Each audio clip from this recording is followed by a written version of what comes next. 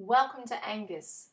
In this video, we will demonstrate the various functions associated with the 4 tables on the student's page.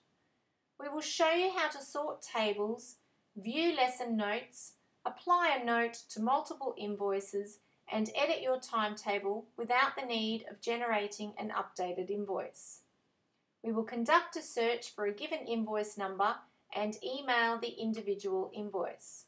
We will demonstrate how you can delete a student from your student list, and we will complete the video by creating a teacher's reminder note. Each of the 4 tables on the student's page can be edited by the right click of your mouse. For example, if we view the parent details table and highlight the name of a parent that appears within the table and then right click our mouse, we have 3 options available. We can select New and add the details of a new parent or guardian to the table.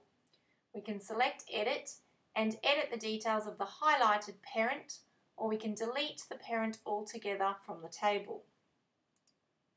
Likewise, if we view the Each Week on These Days table and highlight a lesson day that appears within the table and then right-click our mouse, you will notice that we have the same 3 options available. We can add the details of a new lesson day and time, we can edit the details of the highlighted lesson, or we can delete the lesson altogether from the table. If we view the Attending On table below and highlight a lesson day that appears within the table and then right-click our mouse, we have 6 options available. We can mark that the student did or did not attend the given lesson. We can utilise the Suppress On-Off option and withhold the lesson date from appearing on the student's current invoice. We can edit the details of the lesson date and time for the given week. We can add or edit an accompanying lesson note, or in this case we're going to view all lesson notes that have been created for the current term. So we click on this option and a pop-up window titled All Notes for the Period will appear on the screen.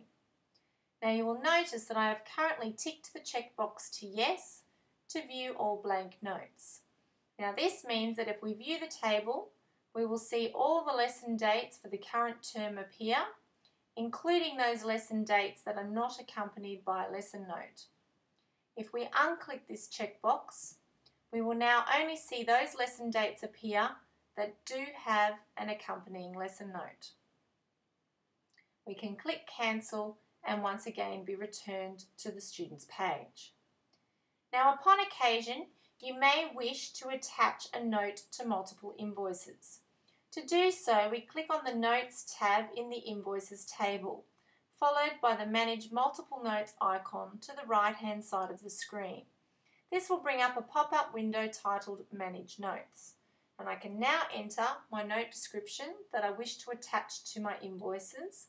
And in this case, I'm going to attach this note to all of my invoices. So I'm going to select the Any Day option. Now, as this is the only note that is going to appear on my current term's invoices, I'm going to select the Append to the Existing Note option. I click Save and a message will appear on the screen listing the total number of students that will receive this note on their invoice. I click OK, and this note has now been applied to all of my student invoices for the current term, and we can also see a record of the note in the Notes table in the Invoices section. Now if we click on the magnifying glass, we can view Abby Hughes' current invoice, which we will now bring into view on the screen. And if we look at the Other Items section of her invoice, we can see the mention of the note has been included. We can now close the pop-up window and return once again to the student's page. Now it's useful to know that the titles of the columns within your tables can be sorted.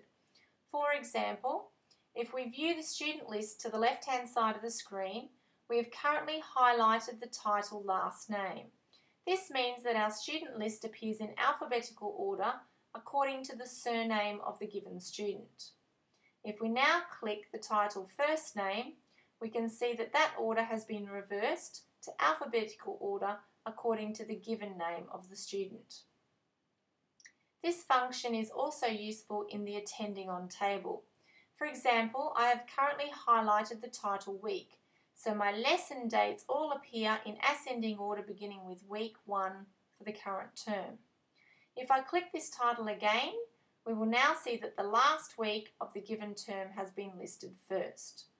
At the end of the term, you may wish to assess the attendance of your student, so you click on the attended title of the table, and we can now see all those lessons that have been attended by the student listed first, and those lessons that were missed or not attended listed second.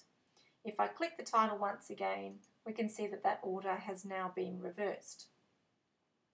The most useful place to utilise this function is the History tab in the Invoices section.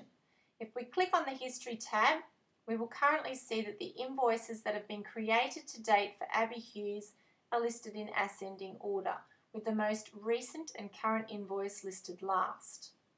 Now, if we wish to view the most recent invoice first in the table, we simply click the numbers title once again, and we can see that the most recent invoice will appear first. This function is useful if you have a large number of stored invoices in your invoice history. Now, it's useful to know that your timetables can be edited from the timetables page, giving you a flexible option if your student intends to attend their lesson on their usual given day but requires a swapping of lesson times. So to show an example of this, we're going to click on the timetables icon in the top banner, and our timetables will be displayed on the screen. Now, if we view Wednesday the 2nd of February, we can currently see the student Claire Cooney is listed in the 9 o'clock time slot. Now we're going to assume that Claire needs to swap her lesson time from 9 o'clock to 12 o'clock on the same day. So to remove Claire from the 9 o'clock cell, we're going to right click and we're going to select the clear option. We can now see that her name has been removed from the 9 o'clock time, and if we now right click on the 12 o'clock cell and select edit, and we look for her name in our student list and double click on her name will now appear in the 12 o'clock time slot, and her full name will be displayed in the yellow tooltips. Now, this timetable swapping option is particularly useful if you have a new student attending a trial lesson, but the student is not yet currently enrolled. So, for example, we're going to assume that on Thursday, the 3rd of February, at 10:30, we have a new student by the name of Emily Smith who is going to attend a trial lesson. So to include Emily in our daily timetable, we're going to right click on the 10:30 cell and we're going to select the edit option.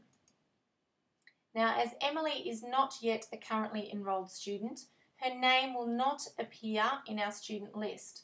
So we will be required to tick the checkbox and enter her name below into the fields provided. I type in her details and I click select, and her name will now appear in the 10:30 time slot with her full name of Emily Smith being displayed by the yellow tooltips. Now, upon occasion, you may wish to search for a past invoice. To do so, we click on the summaries icon in the top banner, and we're going to select the Invoice History tab. Now we're going to assume that I'm going to search for the past invoice number 140. So I type in the invoice number I wish to search for in the window provided on the right hand side of the screen, and I now click on the magnifying glass. I can now see that that invoice has popped up into my table. I can see the mention of invoice number 140, and I can see that that invoice belonged to the student Melissa Hutchings. If I now right click on her name, I can select the View Print option and review that invoice or print it if I wish to do so. Once I have viewed that invoice, I can close the pop-up window, and in the case of wanting to re-email this invoice to the parent, I would then click on the student's page and make sure that Melissa's details are highlighted in the student details section.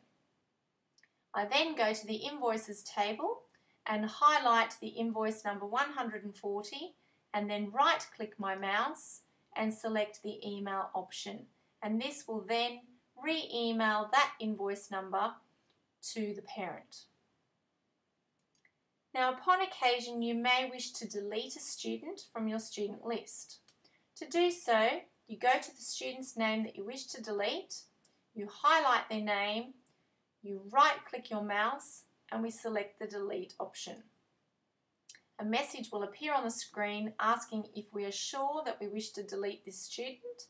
In this case, I'm going to select yes, and we can see that Cara has been removed from our student list.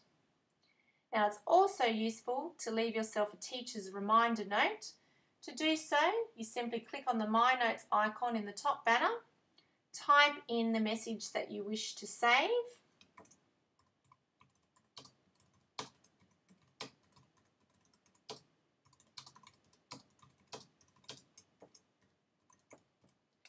we simply click Save, followed by OK, and these notes have now been saved for our future reference. And that completes the video.